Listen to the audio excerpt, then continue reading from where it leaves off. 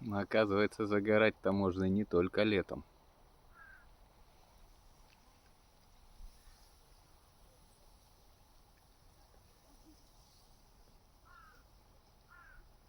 Шугу по китою уже тянет. Наверное, уже на этой неделе китой замерзнет. 19 октября.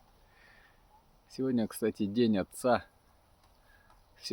Всех папочек, папуль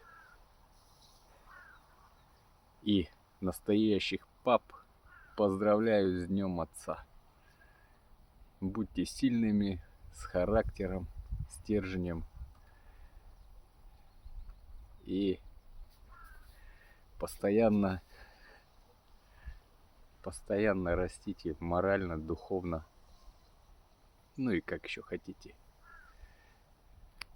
Всем пока.